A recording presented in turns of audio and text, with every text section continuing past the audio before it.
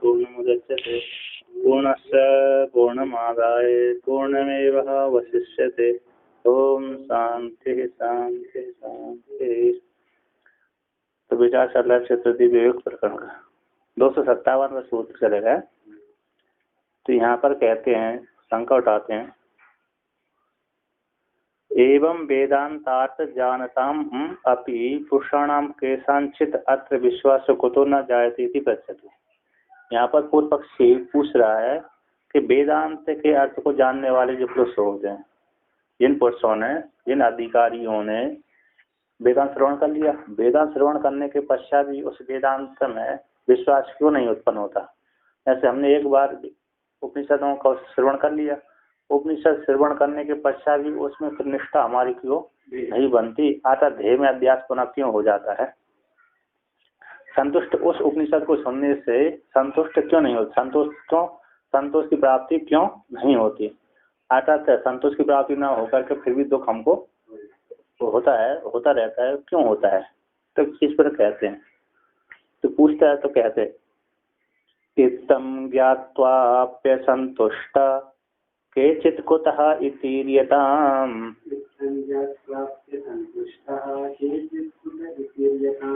चार्वाकादेः प्रबुद्धस्याप्यात्मा देहः कुतो वद।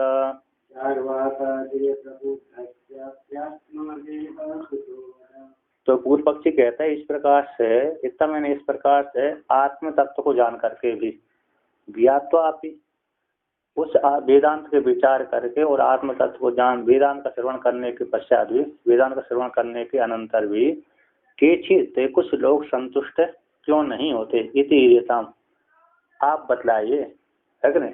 ऐसा वर्णन करते हैं, देखा जाता है कि वेदांत का जिसने एक बार श्रवण कर लिया, उपनिषदों को प्रस्थानत्रयी पूरी पढ़ ली, प्रस्थानत्रयी पूरी पढ़ ली और बृहद प्रस्थानत्रयी भी पढ़ ली है कि नहीं।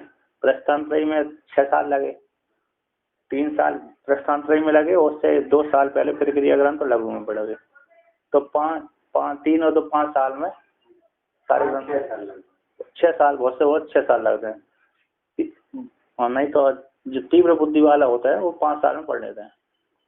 जैसे हमको, मेरे को 5-6 साल लगे, 5 साल। कुछ ग्रंथ मेरे 2 बार हुए थे प्रस्थानत्रयी के, तो कहते हैं 5 साल में प्रस्थानत्रयी पढ़ ली और 5 साल के पश्चात बृहद प्रस्थानत्रयी 3 साल में हो जाती है, 3 साल में बृहद प्रस्थानत्रयी हो जाती है।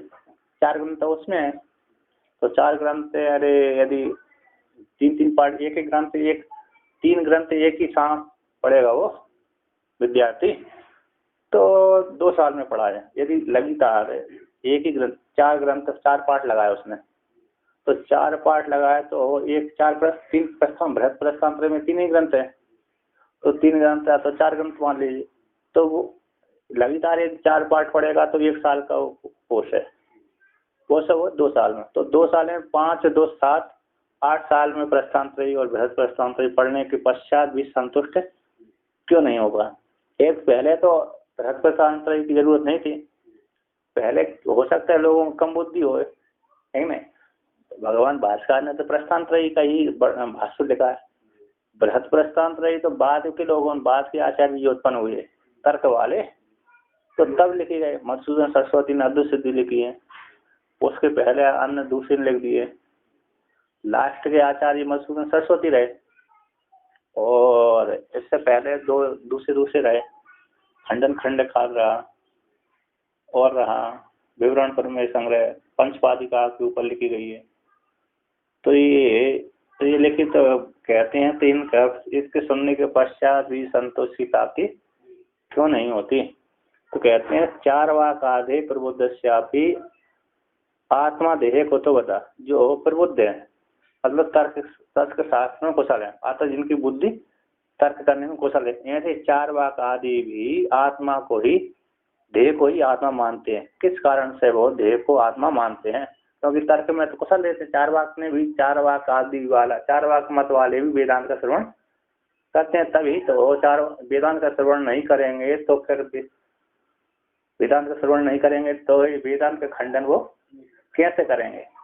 तो वेदांत खंडन करने के लिए वेदांत को पढ़ना पड़ता है। किसी के दूसरे के मत को खंडन कर, अपने मत को पुष्ट करने के लिए, दूसरे के मत को खंडन करने के लिए उस दूसरे के ग्रंथ को भी जानना पड़ता है। ऐसे कुमारिल भट्ट ने सोचा कि हर ये बौद्ध मत वाले हमेशा किसकी, उपनिषद वेद की ही निंदा करते रहते हैं। वेद ने ऐसा कहा, वेद ने ऐसा कहा, वेद में विरोधाभास है, मिथ्या है, वेद मिथ्या ही प्रशंसा करता रहता। तो ऐसी वेद की निंदा बौद्ध मत वाले करते रहते थे। तो कुमारिल भट्ट को बड़ा खराब लगता था, ये वेद को निंदा करते हैं। तो वेद तो सत्य है, वेद तो परमात्मा की वाणी है, ऐसा वेद है, किंतु ये वेद को क्या करते हैं, मिथ्या करते हैं। वेद में विरोधाभास है, वेद ऐसा है, किसी को कुछ बतलाता, किसी को कुछ बतलाता, किसी दूसरे ने लिख दिया, ऐसा लिख दिया, ऐसा वो वेद की निंदा करते रहते थे। कुमारिल भट्ट जब भी सुनता था उनकी वेद की प्रति निंदा, वेद विरुद्ध बात, उसको खराब लगता था। तो उनका सोची पहले इनके मत को स्वीकार करें, पहले इनके मत को जाने, इनको मत को जान करके फिर इनके मत को खंडन हम कर सकते हैं। तो सर्वज्ञ नहीं थे उस काल में वो, इसलिए वो कुमारिल भट्ट बौद्ध आचार्य के पास में जाकर के उनके मत को स्वीकार किया, अर्थात उनके शिष्य बने। और शिष्य बनने के पश्चात उनके बौद्ध मत को अध्ययन किया। बौद्ध मत का जब पूरा अध्ययन कर लिया, अध्ययन करने के पश्चात उन्होंने जिस आचार्य से पढ़े थे उसी से कहा मैं आपसे साक्षात करना चाहता हूँ, जिसको उन्होंने गुरु बनाया था। वो सबसे बड़े आचार्य थे, जिन बौद्धों के आचार्य से पढ़ रहे थे जिस काल में, उस काल में उनकी बड़ी ख्याति थी, राजा लोग भी मानते रहते थे। तो उन्हीं आचार्य से पढ़े हो, उन्हीं आचार्य से पढ़ने के पश्चात उन्हीं से कहा मैं आपसे साक्षात करना चाहता हूँ, आप मेरे साक्षात करिए। यदि आप कहते आपसे मैं हार गया तो आप मेरे मत को स्वीकार करिए, अर्थात वेद को सत्य मानिए। और यदि मैं हार गया तो आपके मत को स्वीकार करूंगा, यदि स्वीकार नहीं करूंगा तो आत्महत्या करूंगा। और आप हमारे मत को स्वीकार करिए, यदि नहीं करें तो आत्महत्या करिए, दो विकल्प रख दिए। तो उसमें कुमारिल भट्ट ने हरा दिया, तो उनके गुरु ने आत्महत्या ही कर ली, तो आत्मदाह कर लिया। तो इसके पश्चात फिर वो बौद्ध मत खंडन कर दिया वहां पर। तो बौद्ध मत खंडन होने के पश्चात फिर वेद का प्रचार चालू हुआ था। इसके पश्चात उन्होंने ज्यादा प्रचार नहीं कर पाया वेद का, क्योंकि उसी काल में ही शंकराचार्य भगवान पैदा हो गए थे। उनसे थोड़ी बाद पैदा हुए थे, जब उन्होंने साक्षात किया होगा, उसके साक्षात करने के पश्चात 10-15 साल बाद पैदा हुए होंगे। इसके पश्चात 10-15 साल के पश्चात फिर 8 सालों को लगा ग्रंथ लिखने में, पैदा हुए फिर 8 साल, तो 10-15 साल बाद उनके साथ भेंट हुई थी। तो तब उन्होंने फिर दिग्विजय करी उन्हें। पहले सबसे पहले कुमारिल भट्ट ने भी आत्महत्या नहीं, जब कुछ वर्षों बाद आत्महत्या करी थी। तो जैसे शंकराचार्य भगवान ने सुना कि सबसे बड़े आचार्य मीमांसा के कुमारिल भट्ट हैं, तो उन्हीं कुमारिल भट्ट से व्यास भगवान ने कहा कुमारिल भट्ट से तुम साक्षात करो, उनको हराओ, उनसे क्या करवाना, ब्रह्म सूत्र के ऊपर भाष्य लिखवाना। जो तुमने ब्रह्म सूत्र का भाष्य लिखा है उस भाष्य के ऊपर भाष्य लिखवाना। तो वहां से काशी से भगवान शंकराचार्य आए उनसे साक्षात करने के लिए। तो शंकराचार्य जब साक्षात करने आए, देखा कि उस काल में कुमारिल भट्ट उसी पे जल रहे थे, अतः आत्मदाह कर रहे थे। तो जैसे ही उन्होंने शंकराचार्य भगवान ने कहा कि आप आत्मदाह मत करिए, मैं तुमको ठीक कर देता हूँ, आप मेरे साक्षात करिए। तो कुमारिल भट्ट ने कहा मैंने तुम्हारे विषय में बहुत सुना था, तुम ऐसे हो, मैं भी तुमसे साक्षात करना चाहता था, और मैं भी, मेरी इच्छा थी कि मैं तुम्हारे ब्रह्म सूत्र के ऊपर वार्तिक लिखूं, किंतु मैंने संकल्प ले लिया आत्मदाह करने का, इसलिए अब मैं नहीं छोड़ता गुरु हत्या के दोष से। यदि मैं छोड़ता हूँ तो लोग मेरे प्राश्चित, ये सब लोग मेरे ही अनुसरण करेंगे, अर्थात कोई प्राश्चित नहीं करेगा, इसलिए मैं प्राश्चित के रूप से सभी को उदाहरण रूप से दिखला रहा हूँ। उन्होंने कहा ठीक है, मैं तो नहीं कर पा रहा हूँ, किंतु मेरा शिष्य है मंडन मिश्र, यदि उसको हरा दिया तो मेरे को हरा दिया, और उसको नहीं हराया तो मेरे को भी नहीं हरा पाया, तो मेरी समान ही है वो। तो उनसे जाकर उनके साथ उसके साथ साक्षात करिए, उससे कहिए कि तुम्हारे गुरु ने ही ब्रह्म सूत्र के ऊपर बात लिखने का आदेश दिया है। तो फिर यहाँ महेश्वरी में आकर के साक्षात किया। हाँ माहेश्वती नगरी, पहले माहेश्वती नगरी। बाद में जब बहुत लोग कम हो गए ना, अभी ज्यादा वो वेद की निंदा नहीं करते ना अभी। अब नहीं करते, वो भाग गए। अब उसी कारण शंकराचार्य भगवान ने सबको साथ साथ में हरा दिया। वो उधर से वेद की निंदा करते होंगे ना रहते।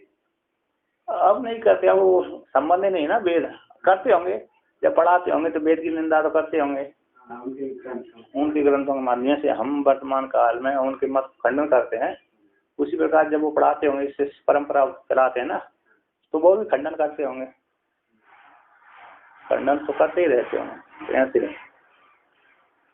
टीकाकार यहाँ पर कहते हैं, इत्थम कहते हैं सम्यक विचार शून्यता इति विवक्षु प्रतिबंधी गृणाति। कहते हैं सम्यक विचार से शून्य होने से विवक्षा कहने उसकी इच्छा वाले विवक्षु की प्रतिबंधी को घृणाती है, ग्रहण करता बांधता है। प्रतिबंधी बोलते हैं, जैसे प्रतिबंधी का अर्थ है चौद्य परिहार साम्य, जैसे एक चौद्य और प्रश्न और परिहार दोनों को समानता को प्रतिबंधी कहते हैं। जैसे मेरी शंका है, जैसे किसी ने कहा ये तुम चोर हो किस हेतु से, पुरुष होने से। तो जैसे मैं चोर हूँ अथवा आप चोर हैं अथवा दूसरा व्यक्ति चोर है, तो क्यों चोर है, तो पुरुष होने से चोर है। तो जब पुरुष होने से चोर है तो तुम आप भी पुरुष हो मैं भी पुरुष हूँ, तो जैसे मैं चोर हूँ तो आप भी चोर, क्यों, पुरुष होने से समानता है कि नहीं। किसी ने कहा तुम चोर हो, तो उसने पूछा क्यों चोर हूँ, कि तुम पुरुष हो ना। तो जब मैं पुरुष हूँ, पुरुष होने के कारण चोर हूँ, तो आप भी पुरुष है तो आप भी चोर होंगे, है कि नहीं। मैं चोर हूँ तो आप पुरुष होने के कारण, पुरुष रूप हेतु के कारण, उसी प्रकार आप भी चोर हैं, क्यों, पुरुष रूप हेतु के कारण। तो यही प्रतिबंध मतलब प्रतिबंधी का आता है। जैसे यदि पुरुषत्वाद अयम चोरस तदा एवं तुम अपि चोरस चारिती, यदि आपादनम लक्षण है यहाँ पर। तो कहते हैं, और दूसरे लक्षण है प्रकृति एक कल्पे प्रवृत्तम पुरुषम उद्देश्य अप्रकृति कल्प आपांतर आपादनम। प्रकृति एक कल्प में प्रवृत्त हुए पुरुष को उद्देश्य मान करके अप्रकृत कल्पांतर का आपादन करना, जो है ना, एक ही की कल्पना करके उसी पुरुष को उद्देश्य मान करके दूसरे अप्रकृत पुरुष की आपादन कर देना। प्रश्न और शंका दोनों के समान समान होना ही प्रतिबंधी कहलाता। तो कहते हैं जो, तो यहाँ पर पूछा कि आत्मज्ञान जानने के पश्चात भी, वेदांत का श्रवण करने के पश्चात भी ज्ञान नहीं होता है ना। तो कहते हैं, तो सम्यक विचार शून्य होने से ही वेदांत के न जानने के कारण, वेदांत के ठीक ठीक अर्थ का विचार न करने से क्या होता है, असंतोष होता है।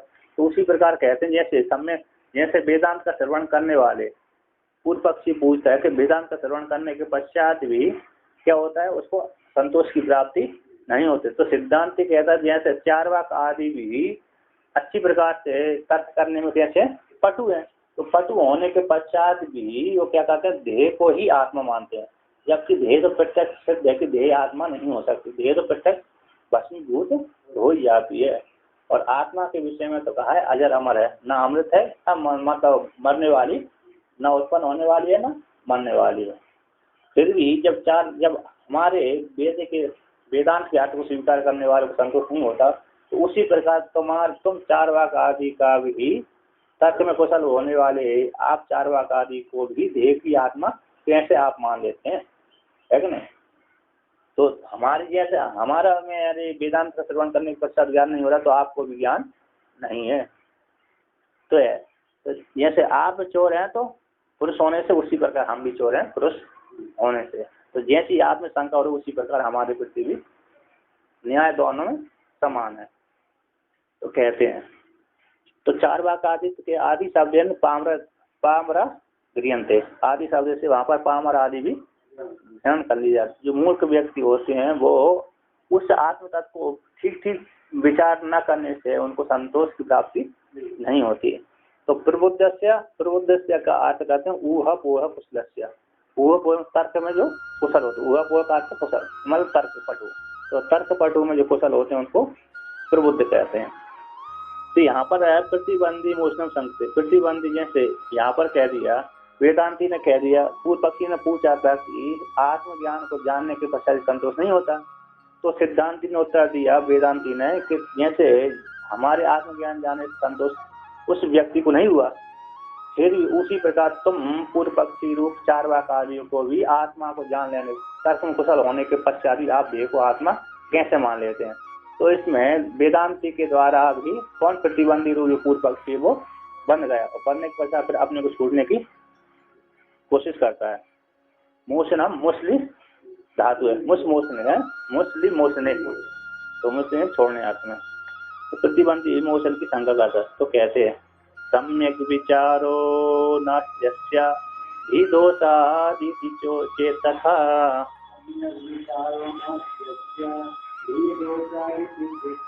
असंतुष्टास्तु शास्त्रार्थं न पेक्षन्तं विशेषतः।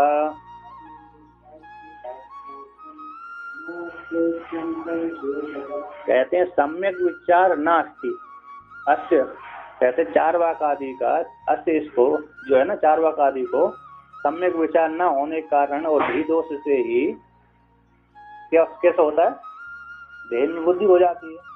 सम्यक विचार है न हो नहीं है, सम्यक विचार नास्ति, सम्यक विचार जो सम्यक विचार होता है मतलब आत्मा सत्य जगत मिथ्या शरीर आत्मा नहीं है, ऐसा सम्यक विचार न होने के कारण ही और भी दोष से ही इस चारवाक आदि जो पामर लोग हैं वो क्या करते हैं, मतलब दोष आते हैं, क्या करते हैं, उनको संतोष की प्राप्ति नहीं होती। तो चित्त कहते हैं तो धी दोष से सम्यक विचार न होने के कारण और धी दोष के कारण ही इस चारवाक आदियों को देह को ही आत्मा मानते हैं।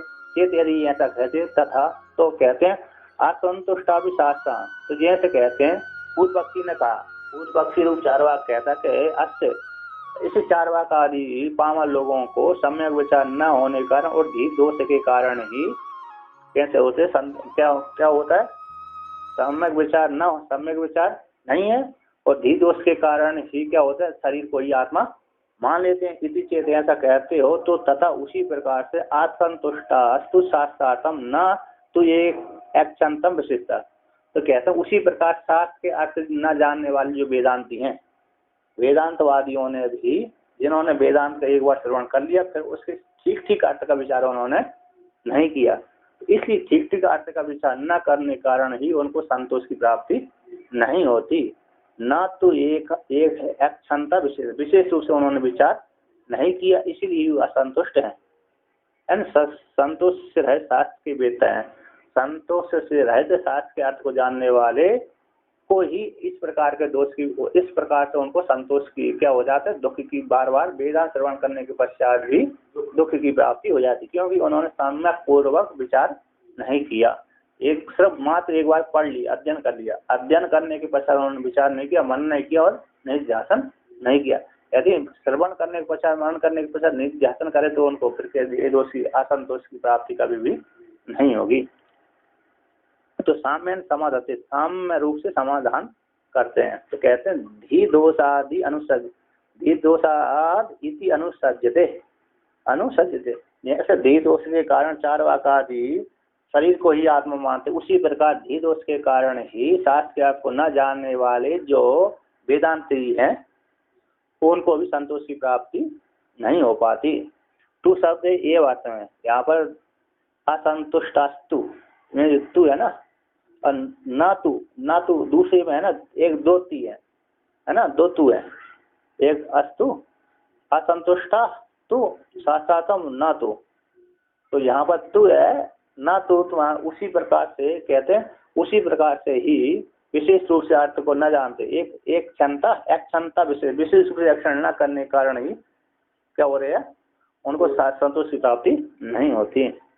तो कहते हैं इत्थम तत्व विचार्य तज्जन्य तत्व ज्ञान फलम विचार्युतुम तत्व प्रतिपादिकाम श्रुतिम पठति।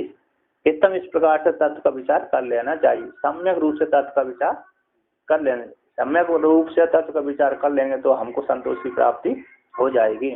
तो कहते हैं तज सम्यक विचार के द्वारा तज्जन्य, विचार से जन्य तत्व ज्ञान रूप फल को विचार करने के लिए उसको, उससे विचार को प्रतिपादन करने वाली श्रुति को यहाँ पर पढ़ते हैं। वहां पर तत्व अज्ञान ऐसा लिखा था, सुधारा कि नहीं सुधारा, यहाँ पे नहीं, टीका में इत्थम तत्व विचार्य तज्जन्य तत्व। अज्ञान लिखा था, तत्वाज्ञान। अच्छा, काट दिया ना, आकार को काट दिया। हाँ, नहीं तो अज्ञान फल हो रहा था। तत्व ज्ञान, हाँ, तत्व ज्ञान रूप फल है। तो विचार करने के लिए उस विचार को, उस ज्ञान को प्रतिपादन करने वाली श्रुति को पढ़ते हैं। तो कहते हैं यदः सर्वे प्रमुच्यन्ते कामा येष हृदि स्थितः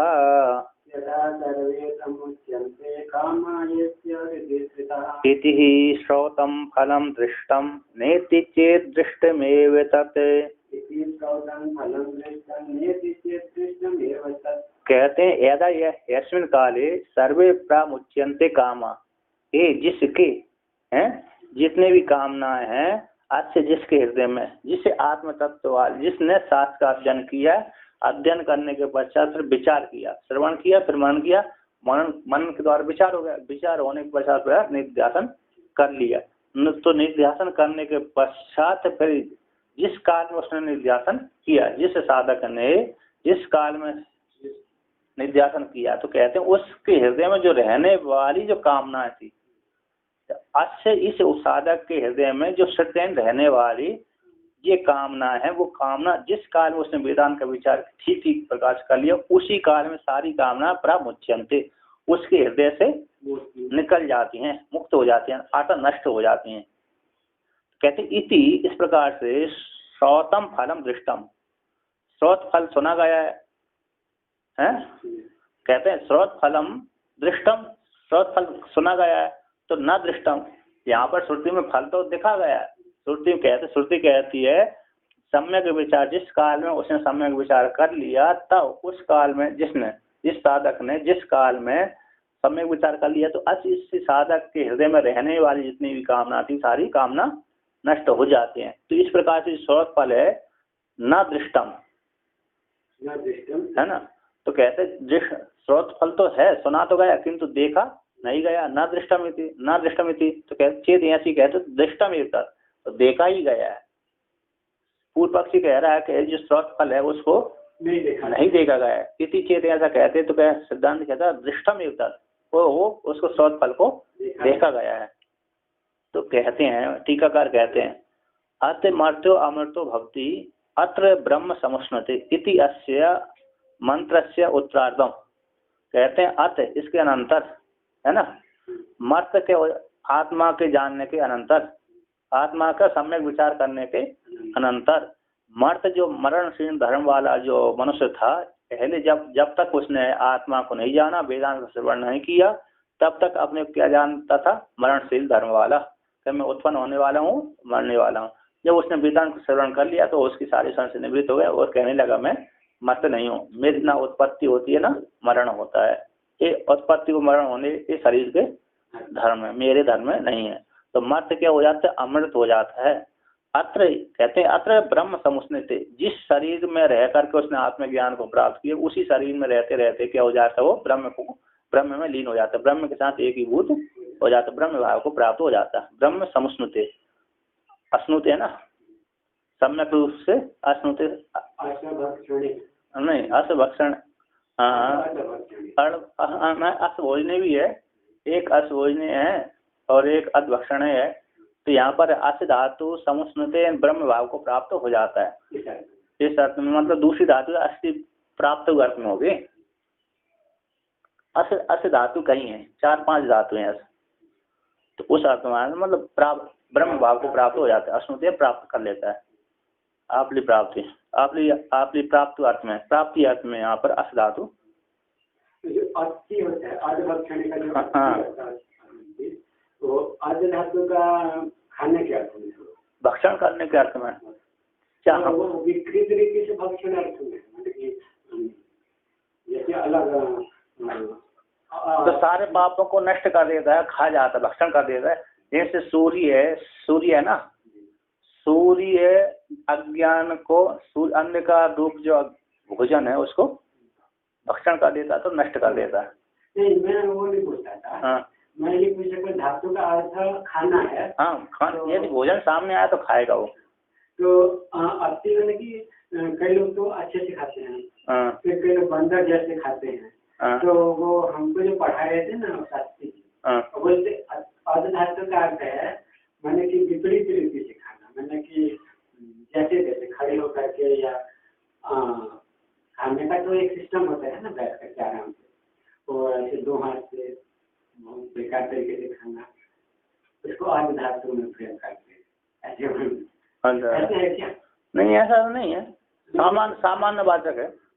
आप भोजन करते हैं मतलब जैसे भी कर, अति भी बोल सकते हैं, खादती भी बोलते हैं। हाँ, खादती बोलते हैं, खाता है, भोजन करता है, भक्षण करता है, खाता है, अति है। अति बोलने से भी वही आता है, वही सामान्य अर्थ है। आप चाहे दोनों हाथ से खाइए, चाहे एक हाथ से खाइए, है ना, चाहे चारों मुख से खा लीजिए, चाहे एक मुख से खाइए, खाते हैं आप, भक्षण करते हैं, अति।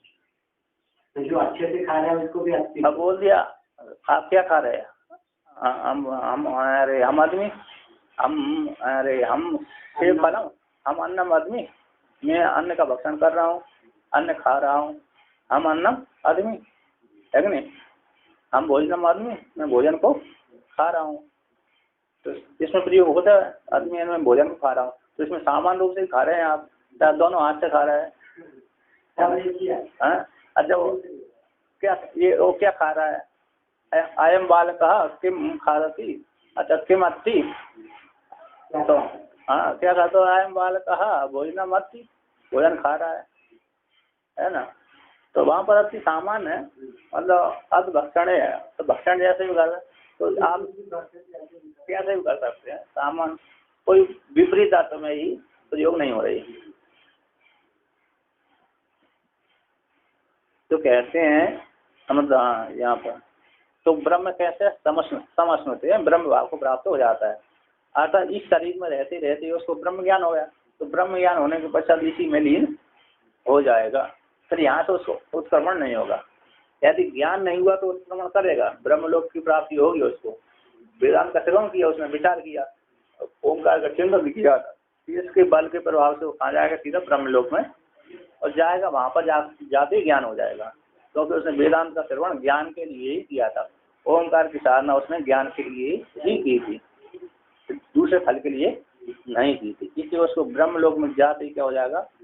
ज्ञान हो जाएगा। फिर वहाँ पर जो ब्रह्म जी जब तक रहेंगे तब तक रहेगा, भोग भोगेगा, मुक्त तो हो ही गया, लेकिन विधेय कैवल्य की प्राप्ति साथ होती। विधेय दो प्रकार की मुक्ति रही होती है, एक जीवन मुक्ति, एक विधेय कैवल्य की मुक्ति। विधेय ध्येय से विधेय हो गए तो विधेय कहलाते हैं, ध्येय का छूटना ही विधेय हो गया। तो विधेय तो सबका हो जाता है, लेकिन कैवल्य सबका नहीं होता। विधेय तो किसका हो जाता है? जानवरों का ही हो जाता है विधेय। इस शरीर को छोड़ दिए तो विधेय हो गए नहीं, चाहे ज्ञानी हो चाहे अज्ञानी हो, तो सबका विधेय होता है, जो मरता है वो विधेय होता है, किंतु कैवल्य सबका नहीं होगा, विधेय कैवल्य। तो केवल वहाँ पर शब्द जोड़ा हुआ है, तो विधेय कैवल्य की प्राप्ति अर्थात मोक्ष की प्राप्ति होगी, कैवल्य मोक्ष, विधेय रूप कैवल्य की प्राप्ति उसको हो जाती है शरीर छोड़ने के अनुसार। और जीवन मुक्ति उसी काल में ही हो गई, जिस काल में उसका ज्ञान नष्ट हुआ उसी काल में उसकी जीवन मुक्ति हो गई, फिर उसको बंधन नहीं होता। तो ऐसे तो कहते हैं आगे, अस्य टीकाकार करते हैं, अस्य मुमुक्षुर हृदय श्रद्धा एक कामस तादात्म्य में अध्यास मूला इच्छा रहा संति। और जिस मुमुक्षु के हृदय में श्रुतयन रहने वाली जो कामना है, तादात्म अध्यास मूल, तादात्म अध्यास की मूल है ना, शरीर में आत्मत्व बुद्धि और आत्मा में जड़त्व बुद्धि है, तादात्म अध्यास हो गया। ऐसी तादात्म अध्यास की मूल जो इच्छा आदि हैं उसे मुमुक्षु के हृदय में रहती हैं। कहते हैं जितने भी इच्छा आदि हैं ते सर्वे यदा यस्मिन् काले प्रमुच्यन्ते, वे जितने भी कामना थी उसके हृदय में रहने वाली कामना है, यस्मिन् काल में, जिस काल में मुक्त हो जाती हैं। कब होती मुक्त है? बोले तत्व ज्ञानेन अध्यास निवर्तते, तत्व ज्ञान के द्वारा अज्ञास की निवृत्ति हो जाने पर वो सारी कामनाएं उसी काल में निवृत्त हो जाती हैं। अतः फिर क्या हो जाता है? कहते हैं अतः तदानीम एव मर्त्य पूर्व देहे तादात्म्य अध्यासेन मरणशील पुरुषा अमृतः अध्यास अभावेन तद रहितो भवति। तो ये जब काल समाप्त हो गई, उसकी सारी हृदय की कामना सारी नष्ट हो गई, तो कहते हैं तदा उस अतएन, इसका अर्थ किया अनंतर, तदा उस काल में, इसके अनंतर तदा यदा तदा यद तदोर नित्य संबंध, जहाँ यद आएगा तो वहाँ तद आ जाएगा, और जहाँ तद आएगा तो वहाँ पूर्व में फिर यद आ जाता है, यद तदोर नित्य संबंध बात है।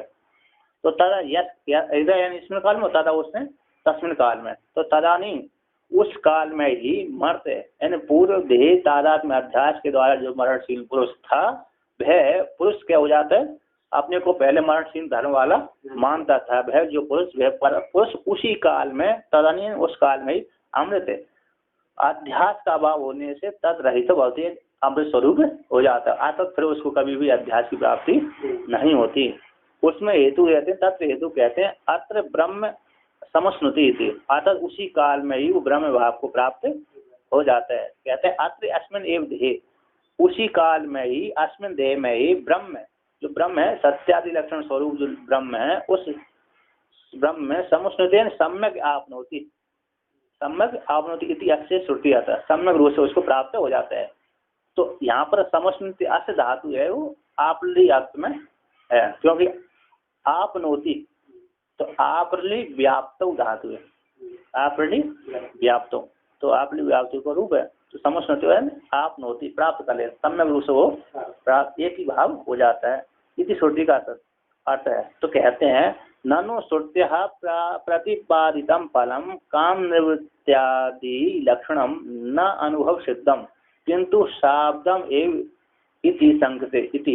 पूर्व पक्षी कहता है ननु श्रुति के द्वारा प्रतिपादित जो फल है, काम निवृत्ति आदि लक्षण वाला जो फल है, वह अनुभव के द्वारा सिद्ध नहीं है, सुना ही गया। तो कहते हैं किंतु वो शाब्दम एवं, वो शाब्द ही है, शाब्द ज्ञान मात्र अकेला है ना, इति इस प्रकार से शंका करते हैं पूर्व पक्षी। तो कहता है तो ना शौर्त फल है वो देखा नहीं गया, अनुभव सिद्ध नहीं है, इति चेत ऐसा कहते तो ना, ऐसा नहीं कहते, दृष्टम एव तत्, वह देखा ही गया है, श्रुति में कहा गया, और जिसको ब्रह्म ज्ञान हुआ उसमें देखा भी गया, और श्रुति में भी देखा ही गया। तो कहते हैं सम अनंतर श्रुति वाक्यात वाक्य तात्पर्य लोचनाया तत्सदृष्टत्व सिद्ध्यति इति अभिप्रायण परिहति।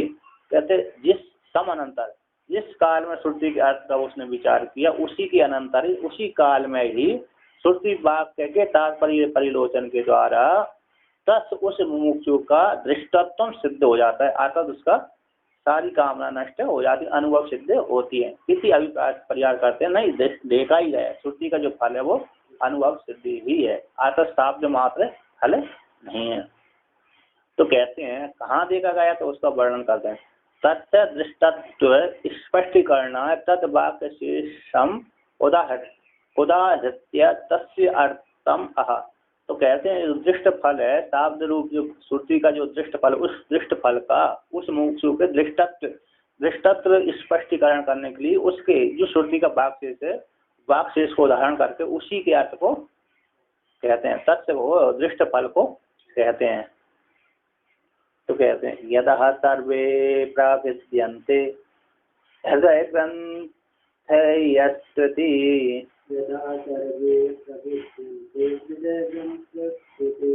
कामा ग्रंथि स्वरूपेण व्याख्यातः वाक्यशेषतः। कहते हैं यदा जिस काल में उसको आत्मज्ञान की अनुभूति हुई, तदा उसी काल में सर्वे कामा, जितने भी कामनाएं थी, हृदय की ग्रंथियां थी, प्रविद्यन्ते, सर्वे ग्रंथ्यः प्रविद्यन्ते, उसी तस्मिन काले, जिस काल में उसको आत्मा की अनुभूति हुई, ब्रह्म ज्ञान का ब्रह्म विचार किया, वो ब्रह्म विचार के पश्चात जो लास्ट चरम वृत्ति बनी, उसी काल में सारी कामना उसकी कैसी हो जाती है, प्रविद्यन्ते, भिदर विदारणे धातु है, तो नष्ट हो जाती हैं। ग्रंथस्तु इति, तो आती सारी कामना उसी काल में क्या हो जाती है, नष्ट हो जाती हैं। तो कामा, तो यहाँ पर कहते हैं कामा ग्रंथि स्वरूप है, जो कामना कैसी है, ग्रंथि स्वरूप है, तो कामना ग्रंथि स्वरूप रूप से ही कामनाओं का वहां पर व्याख्यान किया गया। व्याख्याता वाक्य शेष से ही काम शब्द के द्वारा ग्रंथि भेद रूप से ग्रंथि ही भेद है ना, भिद्यन्ते ग्रंथ, हृदय की जो ग्रंथियां भिद्यन्ते, इस शब्द से कामनाओं का इस शब्द से व्याख्यान श्रुति में किया गया। भिद्यन्ते हृदय ग्रंथि छेद्यन्ते सर्व संशया क्षीयन्ते चास्य कर्माणि तस्मिन् दृष्टे परावरे। तो परावरे पर यानी होगा, ये तो मुंडक है, ये मंत्र है, श्रुति है, श्रुति है मुंडक उपनिषद की और श्वेता श्वेतर उपनिषद, कई उपनिषदों में आती है, 2-3 मंत्र ही है ये। हाँ, तो वहाँ विद्यन्ते हृदय ग्रंथि छिद्यन्ते सर्व संशय क्षीयन्ते चास्य कर्माणि तस्मिन् दृष्टे परावरे। तो कहते हैं पर अपर, पर हो गया परमात्मा, अपर हो गया, पर हो गया ब्रह्म ईश्वर, और अपर हो गया हिरण्यगर्भ। पर अपर को जानने वाला, पर को भी जान लिया और अपर को जान लिया, जिसने पहले अपर को जाना फिर पर को जान लिया। पर अपर को जानने वाला जो है साधक है ना, तो पर अपर को जान लेने के पश्चात कहते हैं, जब जान लिया उसने तो जानने के पश्चात कहते हैं विद्यते हृदय ग्रंथि। तो सारी हृदय की जो ग्रंथियां थी वो नष्ट हो जाती है। विद्यते हृदय, हाँ इसमें देख के लिख लेना, विद्यते विद्यते हृदय ग्रंथि छिद्यन्ते सर्व, हाँ देख के लिख लेना, मात्रा बाद में लिख लेना। तो कहते हैं तो विद्यते हृदय ग्रंथि छिद्यन्ते सर्व संशय क्षीयन्ते चास्य कर्माणि तस्मिन् दृष्टे। तो कहते हैं आज से इसके जितने भी कर्म थे उस परावर के जान लेने के पश्चात सारे हृदय ग्रंथियां नष्ट हो जाओ, वो सारे संशय निवृत्त हो जाते हैं। तस उसी काल में, जिस काल में उसने पर और अपर परमात्मा को जान लिया, उसी काल में ही इसके हृदय की सारी ग्रंथि और संशय निवृत्त हो जाते हैं। फिर क्या हो जाता है, वो समस्ते ब्रह्म को ही प्राप्त हो जाता है, जीवन मुक्त होकर के विचरण करता है। तो यही वही कहते हैं, है ना। तो जितने भी हृदय की ग्रंथियां थी वो सारी नष्ट हो जाती। तो कहते हैं ये कामना है ग्रंथि शब्द के द्वारा की गए, तो यह ग्रंथि शब्द के द्वारा ग्रंथि स्वरूप होने से ही वो व्याख्या का कामनाओं को है ना, तो जो विद्यन्ते इस प्रकार ग्रंथि स्वरूप से ही क्या ग्रंथि विद्यन्ते, तो इस शब्द के द्वारा ग्रंथि स्वरूप शब्द के द्वारा व्याख्यान किए गए वाक्य शेष से कामनाओं का। तो कहते हैं टीकाकार कहते हैं यहाँ पर अनेन वाक्य शेषेण काम प्रमुखस्य ग्रंथि भेदत्वेन व्याख्यातत्वात् ग्रंथि भेदस्य अहंकार चिदात्मनो तादात्म्य अध्यास निवृत्ति लक्षणस्य अनुभव सिद्धत्वात् न अप्रत्यक्षता इति भाव। बोलते अनेन इस वाक्य के द्वारा, इसके बाद यदा सर्वे प्रविद्यन्ते, इस वाक्य के द्वारा वाक्य शेष से काम का प्रमुख, काम प्रमुखस्य, काम को छुड़ाने वाला इस शब्द का, मुस्लिमों ने काम प्रमुख रूप जो शब्द है उस काम प्रमुख वाला जो शब्द का वाक्य शेष का ग्रंथि भेदत्वेन, ग्रंथि भेद के द्वारा व्याख्यान किए जाने से व्याख्यान किया गया है। इस ग्रंथि भेद का अहंकार, ग्रंथि भेद किसको बोलते हैं, बोलते हैं अहंकार चिदात्मनो, अहंकार और चिदात्मा का जो ग्रंथि है, ग्रंथि पड़ गई थी, ऐसी जो ग्रंथि है तादात्म्य अध्यास है, जो तादात्म्य अध्यास अहंकार ने चिदात्मा के साथ चेतन स्वरूप आत्मा कूटस्थ के साथ तादात्म्य अध्यास कर लिया। अहंकार ने इसके साथ क्या किया, कूटस्थ के साथ अध्यास किया। तो कूटस्थ का जो ज्ञान स्वरूप था, कूटस्थ कैसा चेतन स्वरूप है, तो चेतन गुणों को उसने धारण कर लिया, तो अहंकार ही चेतन बन गया। अब इसने इसके स्वरूप लक्षण को ले लिया, अरे हाँ चेतन ने भी इसके जड़त्व धर्म को ले लिया। तो चेतन कैसे कूटस्थ कैसा मानने लगा, अपने को आरोपण कर दिया, तो कूटस्थ जड़ जैसा मानने लगा।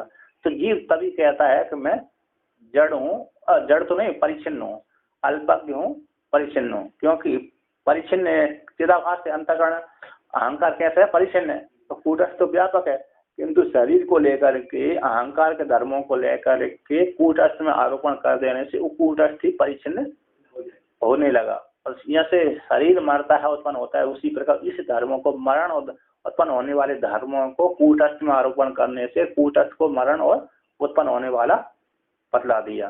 तो कूटस्थ के व्यापक है और चेतन स्वरूप है, तो व्यापक को तो नहीं लिया, व्यापक धर्म को तो नहीं लिया, परिच्छिन्न धर्म को, चेतन स्वरूप धर्म को ले लिया। इसलिए शरीर सब कुछ जानता है, अंतःकरण कैसा है, चेतन होने लगा, क्रियाशील होने लगा और कैसा हो गया, ज्ञान करने वाला होगा। इसके दो स्वरूपों को उसने ले लिया। तो ये तादात्म्य अध्यास था। ये तादात्म्य अध्यास की निवृत्ति रूप लक्षण का अनुभव सिद्ध होने से, कैसा अनुभव सिद्ध है, अनुभव सिद्ध होने से प्रत्यक्ष नहीं है ऐसी बात नहीं, आता प्रत्यक्ष ही है।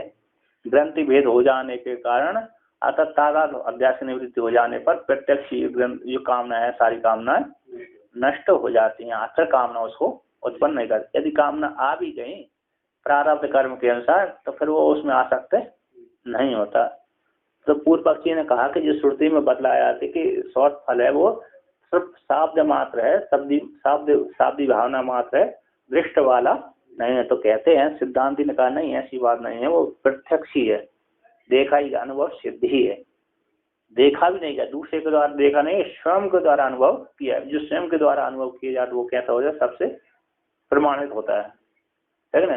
दूसरे की बात तो चक्षु इंद्रिय, जो श्रोत्र इंद्रिय की बात है तो कैसी हो जाती है, छोटी भी हो सकती, क्योंकि आपने दूसरे सुना है, वक्ता कैसा था, किंतु चक्षु इंद्रिय की जो स्वयं ने देख लिया तो वो प्रत्यक्ष प्रमाण होती है। अब दूसरे ने देखी थी, दूसरे ने अपनी, उसने देखी, कुछ अपनी मिला दी उसने, है कि नहीं। हमने तो नहीं देखी, उसने देखी, जैसी देखी, देख भी पाया, समझ भी पाया, नहीं समझ पाया, कुछ अपनी मिला के उसने हमको सुना दी। तो श्रवण इंद्रिय के थोड़ी कैसी हो जाती है, दूर हो जाती है, दूर वाली रहती है। और किंतु चक्षु इंद्रिय की जो होती है वो पूरा प्रत्यक्ष होती, पूरा प्रमाणित होती है। तो यहाँ पर कहते हैं जो अनुभव सिद्ध है हमारे द्वारा, स्वयं आत्मा के द्वारा, वो प्रत्यक्ष ही है। तो उसमें आप प्रत्यक्षता आप ऐसा नहीं कह सकते। तो वाक्य श्रेष्ठता, वाक्य शेष अन्य वाक्य के द्वारा वो सारी जिसकी जो कामना थी उस मुमुक्षु की सारी कामना नष्ट हो जाती हैं, जिसने आत्मा का चिंतन किया है। तो यहाँ पर कहते ननु लोके काम शब्देन इच्छा भेद एव उच्यते। पूर्व पक्षी कहता है लोक में, संसार में काम शब्द के द्वारा इच्छाओं का भेद ही कहा गया है। ये किसी की एक इच्छा है, किसी की ओ इच्छा, किसी गाड़ी की इच्छा है, किसी की मोटर की इच्छा है, किसी की अन्य की है, किसी घर की, किसी को मकान की, किसी खाने की, किसी को पहनने की, तो किसी वस्त्र, अच्छे अच्छे वस्त्र पहनने की इच्छा होती है, ठीक है ना। ऐसे बहुत से महात्मा हैं, हाँ बहुत से महात्मा होते हैं। एक महात्मा, 2-3 महात्मा देखे, वो उनके कपड़े पे दाग नहीं पड़ सकता, जैसे ही कपड़े देखा दाग पड़ा पूरा तुरंत धो लेते हैं, मतलब प्रेस करके रखते हैं। 2-3 महात्मा अमरकंटक में रहते हैं एक महात्मा, तो वो अपने कपड़े पे कभी सिर नहीं देख सकता, सिर नहीं दिख पड़ती उसके, पूरा साफ करके रखता है। एक जैसे हमारे में से सिल पड़ी हुई है ऐसे उसके कपड़े में ऐसी सिल भी नहीं रहेगी, पूरे एकदम प्लेन रहेगी, प्रेस जैसा रहेगा।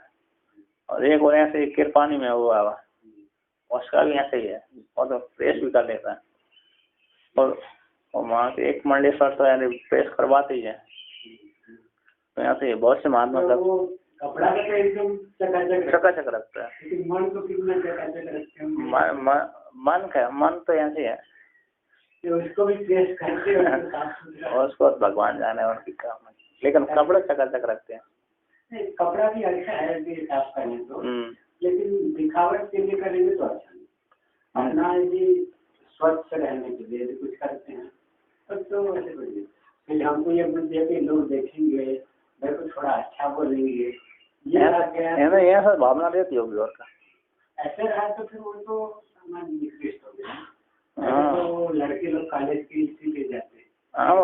और क्या, तो वो भी ऐसे ही देख अच्छे कपड़े पहनते, लेकिन साफ रखते हैं, एक सिल भी नहीं रहती उनको।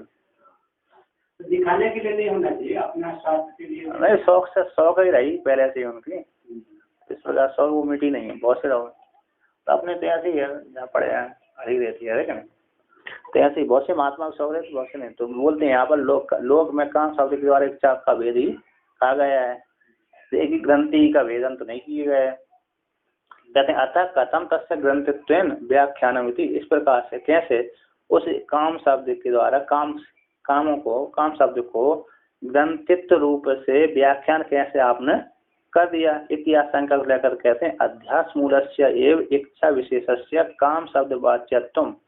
बोल अध्यास के मूल जो इच्छा विशेष है उस विशेष का इच्छा विशेष का काम शब्द वाच्यत्व है। अध्यास के मूल कौन इच्छा विशेष है, उस इच्छा विशेष का अर्थ ही है काम शब्द। काम शब्द से ही इच्छा विशेष कही जाती है। न इच्छा मात्र इच्छा मात्र अकेली उसको नहीं खा गया। तो कहते हैं अहंकार चिदात्मान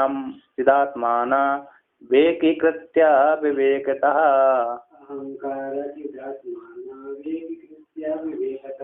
इदं मे स्याद् इति इच्छा काम शब्दितः।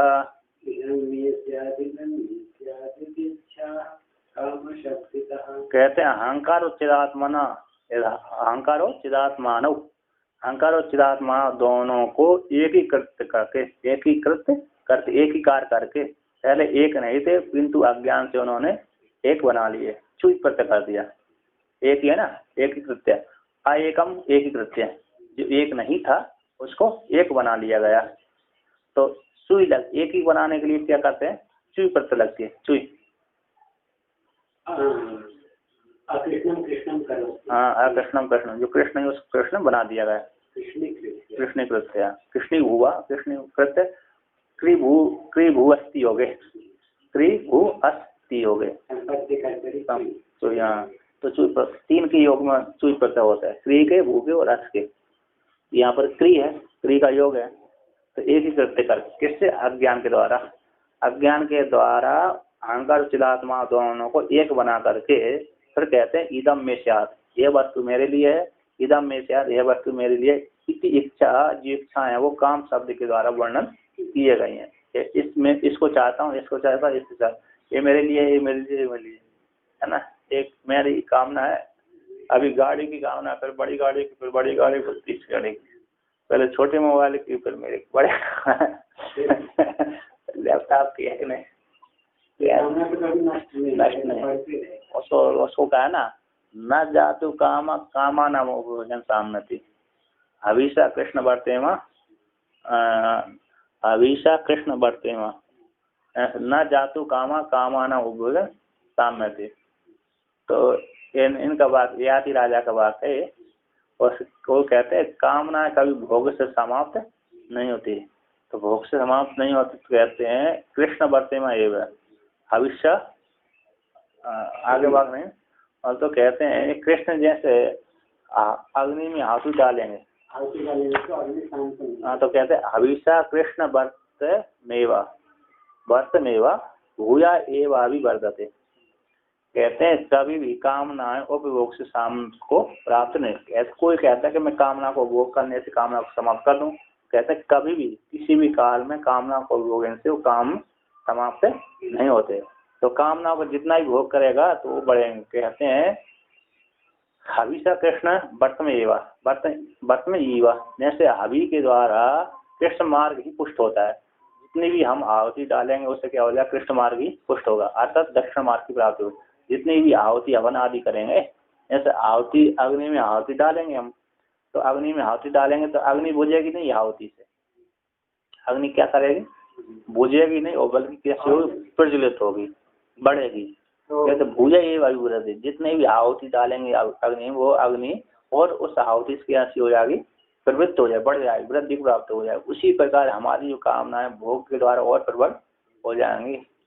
कभी भी कामना को भोग करने से उल्टा बढ़ेगी, बढ़ती हैं, नष्ट कभी कम नहीं होती। तो फिर कामना को कैसे कम किया जाए? कामना को कम है वेदांत त्याग के द्वारा, उसमें कामनाओं को दोष दे करके, कामना में दोष, हाँ, मतलब विषयों में दोष दृष्टि रखने से वैराग्य की प्राप्ति होती है। हम अपने शरीर में दोष दृष्टि रखेंगे तो मरणशील वाला है, ऐसा है, इसमें गंदगी रहती है और इसमें हमेशा कैसी विकारी उत्पन्न होते रहते हैं, तब ऐसी भावना शरीर में रखेंगे तो हमें इसमें कैसे हो जाएगा, इससे वैराग होगा, आसक्ति नहीं रहेगी। अन्य जहाँ पर हमारा राग जाता है जिस विषय में, तो वहीं पर दोष दृष्टि देखना, वहीं पर क्या लगाना, दोष। जैसे किसी महात्मा को जलेबी खाने की आदत थी, बहुत, जहाँ भी इच्छा होती थी जलेबी मिल जाए जलेबी खाने के लिए चला जाता था। तो आश्रम महात्मा ने आश्रम में बहुत जलेबी मिलती थी तो खूब खाता था, घर में से ही खाता रहा। महात्मा ने कहा तो वहाँ भी महात्माओं के बीच में भी जलेबी मिलने लगी। तो मिलने के पश्चात सरकार जलेबी वाली जब नहीं मिलती तो दुखी हो जाता था। अब तो कम बनाइए, किसी कोई भगत भंडारा देने वाला आ गया तो गरीब आया ने कम जलेबी बनवाए, तो उस साल में पेट भर के नहीं मिली। तो जिसको ज़्यादा रहा था उसको पेट भर कर न मिलने के कारण उसको दुखी हो गया। तो विचार करने लगा ये तो मेरे को दुख पहुंचाने लगी। फिर उसको वहाँ से छोड़ करके क्या चला गया, जंगल में चला गया। इसके वजह जंगल में फिर भी जलेबी अरे क्या करने लगा, जलेबी की याद आई तो वहाँ से भजन छोड़ करके पुनः आश्रम में आया। और आश्रम में आकर के जलेबी उसने ली, बाजार से खरीदी या तो आश्रम में रही थी तो जलेबी ले जाकर खुद जंगल में गया और जंगल में जाकर के सामने रखा। और सामने रख कर मन कहा कि एक मन से कहता है कि खा लूँ, एक मन से कहता है अभी बाद में खाऊंगा। बहुत विचार आया खाने का। फिर उसने क्या किया, इस कैसे निवृत्त करे तो उसने गोबर मिला लिया जलेबी में। क्या कर दिया, गोबर। तो गोबर मिला लिया तो गोबर दिया से कहा अब मन से कहे, मन की इच्छा होती जलेबी खाऊं तो कहते मन के पास ले जाए, मुख के पास जलेबी ले जाए, गोबर मिला हुआ। तो जैसे ही गोबर मिला हुआ जलेबी ले जाए तो उधर से गंदा है, गोबर की गंदा, तो खाने की इच्छा ना करे। तो मन से कहता ले खा तू जलेबी, खा जलेबी। लेकिन मन वहाँ उस गोबर से मिले हुए एक जलेबी को स्वीकार ही नहीं करे। तो ऐसे बार बार करने से किया उसने प्रयत्न, तो उस जलेबी से उसको वैराग्य हो गया। फिर जलेबी की उसकी मन की इच्छा हुई नहीं। जैसे कोई किसी को भोजन करता है उससे उल्टी 2-4 बार हो जाए उस भोजन के खाने से तो व्यक्ति उस भोजन को खाएगा ही नहीं, खाएगा। जिस किसी को शंका बैठ जाए कि आलू से शुगर होती है और मूली हमेशा वायु कारक होती, बेकारी बनाती, वायु करती रहती है, घुटने दर्द करती है, तो वो आलू और मूली खाएगा ही नहीं खाता। जैसे शुगर वाले को पता पड़ गया कि चीनी से हमारी शुगर बढ़ती है तो वो मीठी से मीठी खीर भी बने, रसगुल्ला बने, तो मजबूरी है, उनको खाते नहीं होगा। मजबूरी है, कई लोग जिब्बा कंट्रोल नहीं कर पाते ना, छुप के खाते। हाँ वो छुप के खा लेते हैं, लेकिन यही है कि वो नहीं खा पाते है ना, वो रोग की वजह से नहीं खा पाते। उसी प्रकार उसमें दोष दृष्टि हमारी बन गई, हमको इच्छा नहीं, फिर नहीं इच्छा नहीं होती, सामने वस्तु आ जाने पर भी हमारी इच्छा नहीं होती। इसी प्रकार वस्तु में दोष दर्शन देने से ही वहाँ पर वैराग्य की प्राप्ति होती है। ज्यादा दोष दर्शन करना पड़ेगा, नहीं तो एक चीज में भी राग है नहीं, पूरी जगत से ही दोष दर्शन करना पड़ेगा। और जो हमारी निंदा स्तुति करता है वो वहाँ भी दोष देखना है, नहीं तो स्तुति करेगा तो वो वहाँ पे भी फंसने का चांस पूरा रहता ही है। इस पहले के लोग कोई भी कार्य काम करवाना चाहते थे ना तो दूर सामने वाली प्रशंसा कर देते थे, तो प्रशंसा से व्यक्ति क्या हो जाता है, खुश होकर के वो कार्य कर देता है कि नहीं। अभी तो रिश्वत चलती है, तो पहले प्रशंसा से ही काम होता था, प्रशंसा बढ़ाई जाती, आप तो बहुत अच्छे हैं, आप तो सबके हितोषी हैं, हमारे भी हितोषी हैं। तो ऐसा हितोषी भूल गया, वो प्रशंसा भूल गया, आप तो बड़े पुण्यात्मा धर्मात्मा ऐसा कर दिया, तो उसको सामने वाले को तो करना है, वो प्रशंसा झूठी प्रशंसा में भूल गया तो उसका काम कर देता था। अभी तो प्रशंसा से कोई काम नहीं हो रहा, अभी तो सीधा स्पष्ट आते ही है, रिश्वत दे तो काम होगा, नहीं तो नहीं होगा, प्रशंसा कोई काम नहीं दे। तो ऐसा है, तो कहते हैं इस प्रकार से है कि नहीं।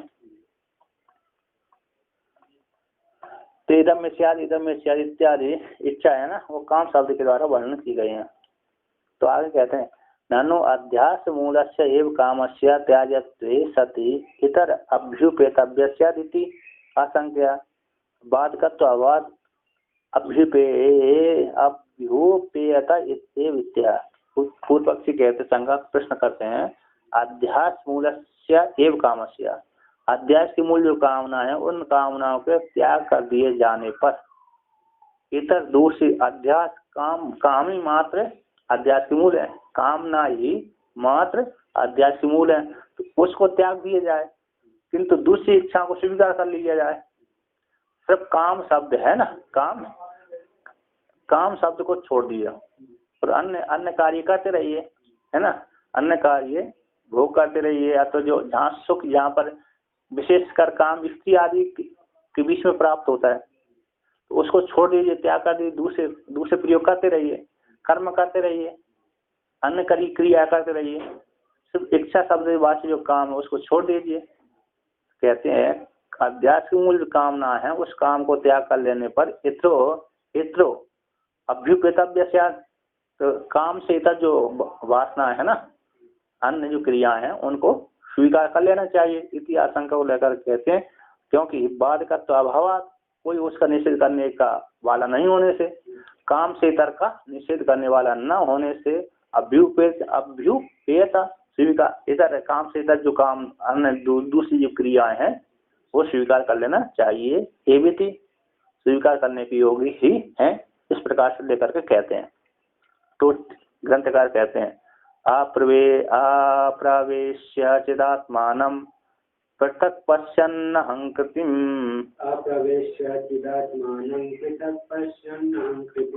इक्षंस्तु कोटि वस्तूनि न बाधो ग्रंथि भेदतः।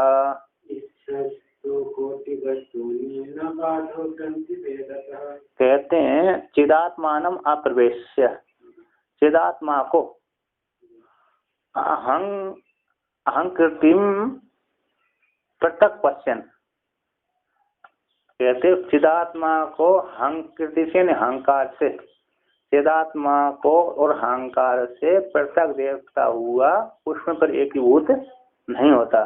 तो अप्रवेश न प्रवेश करा करके, प्रवेश करा करके और अप्रवेशन न करा कर, प्रवेशन प्रवेश करके और अप्रवेशन प्रवेश न करके, चिदात्मा को अहंकार के साथ एक ही पृथक करके उसमें एकीभूत न करके, प्रवेश न करा करके कहते हैं एक क्षण तो कोटि वस्तुओं न बाधो ग्रंथि भेदता। यदि हमने पहले से ही कह दिया अहंकार का चिदात्मा के साथ अध्यास नहीं हुआ और अहंकार का चिदात्मा से पृथक हमने पहले देख लिया कि अहंकार अलग है और चिदात्मा अलग है, अहंकार उसमें कल्पित है, वो सारी इच्छाएं आदि किसमें अहंकार में है, कूटस्थ परमात्मा में नहीं है। इस प्रकार से चिदात्मा में प्रवेश न करा करके अहंकार को, अहंकार में चिदात्मा को अथवा चिदात्मा में अहंकार को प्रवेश न करा करके और अहंकृति को पृथक देखता हुआ यदि इच्छा करता है अहंकार आदि में, तो कहते हैं कोटि वस्तु करोड़ों इच्छा यदि करता हुआ भी ग्रंथि भेद हो जाने से उसको कूटस्थ परमात्मा को दुख आदि नहीं होते। अर्थात जिसने कूटस्थ को और अहंकार से पृथक कर लिया, पृथक देखता हुआ भी फिर चिदात्मा फिर कूटस्थ से पृथक हो ही गया, कूटस्थ असंग है और अहंकार कैसा है उससे पृथक है, कल्पित है, चिदात्मा है, मतलब उसमें अरे आभास में है। तो आभास में आभास रूप अहंकार में यदि कामना उत्पन्न होती हुई भी उपभोग कर लिया करता है, फिर भी उसको उस कामनाओं के ग्रंथियों के भेद हो जाने से उसको जो कामनाएं है कामनाओं के नष्ट हो जाने पर भी उस कूटस्थ परमात्मा में दुख आदि की प्राप्ति नहीं होती है ना। हमने आत्मा को अंतःकरण से पृथक जान लिया, अंतःकरण से पृथक आत्मा है, असंग है। इस प्रकार से हमको ज्ञान हो जाने के पश्चात फिर हम भोग अंतःकरण के द्वारा भोग भी कर रहे हैं, है ना। अब इच्छा करता हुआ भी इच्छन कोटि वस्तु नहीं, सैकड़ों वस्तुओं की इच्छा करता हुआ भी फिर ग्रंथि भेद हो जाने से, मतलब हमारी हृदय की जो काम नष्ट हो जाने से फिर इच्छा करता हुआ भी बाध यानी ना बाध हो, यानी दुख आदि की प्राप्ति फिर उसको नहीं होती। जिसको आत्मज्ञान की प्राप्ति हो गई, शरीर में तो घट रहे हैं उसको दुख, शरीर में तो अंतःकरण के साथ उसको अंतःकरण चिल्लाता है। ब्रह्म ज्ञानी को ब्रह्म ज्ञान हो जाने के पश्चात भी दूसरे लोगों की दृष्टि में उसको सुख दुख दिखते हैं। ब्रह्म ज्ञानी के शरीर होने के बाद शरीर जब तक रहेगा, शरीर तब तक शरीर रहेगा, तो शरीर रहने के पश्चात भी ज्ञानी को सुख होता है और दुख होता है। कभी ज्ञानी रोता भी है, कभी हंसता भी है। तो दूसरे वाले लोग देखते हैं कि ज्ञानी होने के पश्चात भी हंस कैसे रहा और रो कैसे रहा, किंतु वो ज्ञानी समझता है कि मेरे स्वरूप में कुछ भी नहीं है। ये तो किसके धर्म है, अंतःकरण का। किंतु अज्ञानी व्यक्ति उसे कूटस्थ और अंतःकरण को एकीभूत करके जोड़कर देखता है, किंतु जब ज्ञानी से पूछा जाए तो उसको कहता मेरे में तो कुछ भी नहीं हुआ। तो एक उत्तरकाशी में एक महात्मा जी रहते थे, तो वो रहते थे वहां पर रह करके अरे क्या करते थे, स्वाध्याय करते थे, कराते थे, सत्संग करते थे। एक काल में उनको प्रणाम करते थे, प्रणाम करते करते एक भैंस का खट्टा छाछ पी लिया। तो छाछ पीने के पश्चात उनको प्राणायाम बिगड़ गया। प्राणायाम बिगड़ जाने से उनको बीच कभी कभी महीना में 2 महीना में बीच बीच में सूल उत्पन्न होता था। सूल नाम का एक रोग, मतलब बीच बीच में एक ही इतना भयंकर शरीर में पीड़ा हो जाती थी, सूलियन पीड़ा। तो उससे उनको बेचैनी हो जाती थी, बेचैन पसीना, पूरा शरीर पसीना पसीना हो, जैसे एक ही व्यक्ति को दर्द हो जाए तो शरीर में क्या हो जाता है, पसीना, गर्मी आ जाती है, दर्द के कारण शरीर पर असर हो जाता है। उसी प्रकार उनको जब सूल होता था, 2-4 बार लोगों ने देखा सूल होता तो उनको तड़प जाते हैं। तो उसी काल में जब सूल हुआ, सूल होने के काल में किसी व्यक्ति ने जो मुंह लगा देता है ना, मतलब बड़े महात्मा थे पहुंचे हुए थे, उनसे जो उनकी सेवा करता है तो हंसी मजाक करते रहते हैं। तो दूसरे महात्मा ने पूछा उसी काल में, अच्छा सूल खत्म होने के पश्चात कि बाबा स्वामी जी एक बार बताइए, जब आपको सूल होता है, दर्द होता है, तब अरे आपको क्या अनुभूति होती है? जगत सत्य दिखता है कि ब्रह्म सत्य दिखता है, कैसा है? तो उन्होंने कहा देखो मैं एक उदाहरण के द्वारा बतलाता हूँ। तो उन्होंने कहा ठीक बतलाइए। तो उन्होंने कहा एक ऊंट था, जंगल में रहता था, और जंगल में ऊंट था, जंगल में एक किसान का घर था और घर के पास में उसकी जमीन थी। तो जमीन में उसने बोल दिया था मक्का आदि, तो धान बो दी थी, अनाज बो दिया था, और बड़ा हो गया थोड़ा अनाज। इसके पश्चात रखवाली के लिए एक टपरिया बना ली, और टपरिया बनाने के पश्चात वो घर वाले उसकी रखवाली जानवरों से रक्षा करते थे, भगाते रहते थे, चिड़ियाओं से, अन्य जानवरों से। तो एक बुढ़िया बैठी रहती थी, वो भगाती रहती थी। जो से जानवर आया, सियार आदि भग जाते थे। तो बहुत दिनों भगा, एक दिन आया, ऊंट आ गया। तो ऊंट आया तो बुढ़िया ने देखा कि बुढ़िया ने देखा कि एक ऊंट आया है और वो उसको मैं भगाऊं। तो उसने भगाने के लिए जैसे पीपा बजाते हैं, चिड़ियाओं को भगाने के लिए क्या बजाते हैं, पीपा बजा देते हैं। तो वहां पर ऐसे कोई यंत्र रखा था जिसको बजाते ही क्या भग जाते, जानवर भाग जाते थे, पक्षी है, अन्य जानवर डर के मारे। तो जैसे ही ऊंट आया, ऊंट उसमें प्रवेश कर गया फसल में प्रवेश करने के पश्चात ऊंट खाने लगा। तो बुढ़िया ने देखा ये फसल खा रहा तो मैं भगा दूं। उसने ढपली बजाई, पीपा बजाया।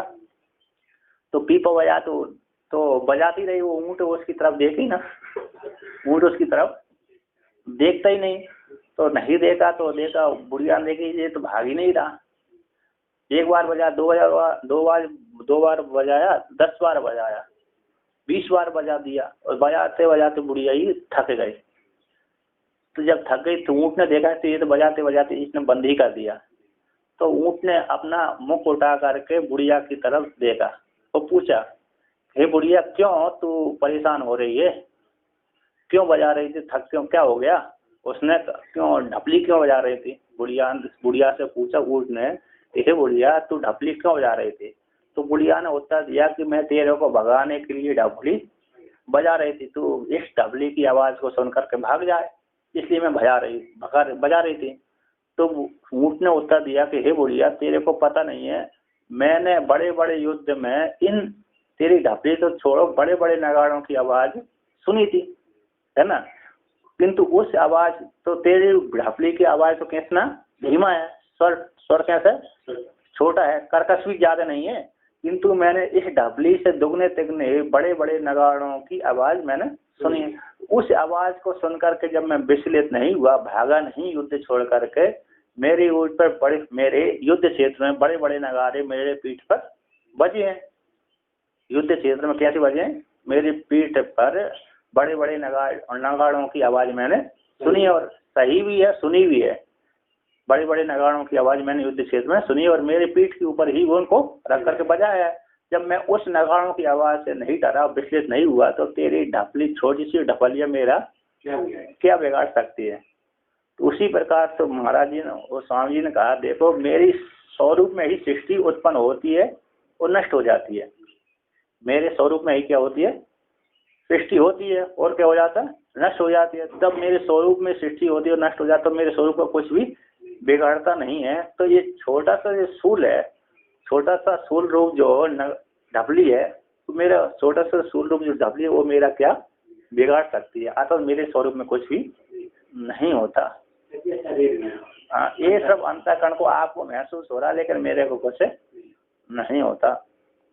आपको दिखता है, मेरे को कुछ नहीं हो, मेरे स्वरूप में कुछ नहीं हो रहा। इस प्रकार से उन्होंने उत्तर दिया। तो कहते हैं जो कामना है वो कोटि वस्तु कामना करते हुए क्या करता है, वो बाद दुखादि को प्राप्त नहीं होता।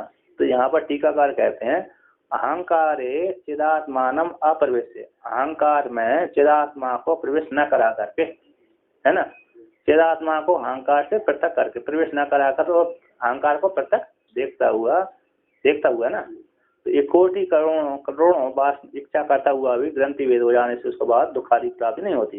तो कहते हैं तादात्म्य अध्यास से अनंतर अंत, है ना, तादात्म्य अध्यास अनंतर भाव्य इत्याशा बोलते। तादात्म्य अध्यास के अंतर्भाव न होने से, अंतर्भाव्यता न होने कारण, तादात्म्य अध्यास की प्राप्ति न होने के कारण दोनों में तादात्म्य अध्यास नहीं है। फिर यदि तादात्म्य अध्यास जब नहीं है तो जान लेता है, कूटस्थ जानता है कि मेरे में कुछ भी नहीं है, और अहंकार जानता है कि मैं तो मिथ्या कल्पित ही हूँ, तो मेरे में है, फिर भी मैं उस कूटस्थ संबंध मेरा है नहीं। तो मेरी में ऐसी अंतःकरण की वासना अंतःकरण में ही रह जाती है और नष्ट भी हो जाती हैं। इस प्रकार से यहाँ पर कहा।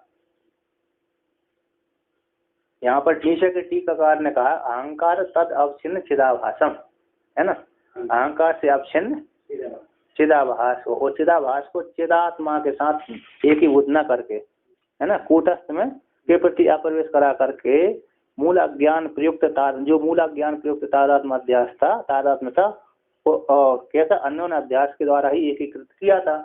जब एकीकृत हटा दिया तादात्म्य अध्यास नष्ट हो गया, फिर उसकी जो वासना कोटि करोड़ों इच्छा करता हुआ भी क्या नहीं होता, उसको दुख नहीं होता। तो आगे कहते हैं अतः इसीलिए तादात्म्य अध्यास, है ना, तादात्म्य अध्यास के द्वारा एकीकृत न करके, यहाँ तो मूल अज्ञान से प्रयुक्त तादात्म्य अध्यास था, तादात्म्य अध्यास से ही क्या सुख से युक्त था।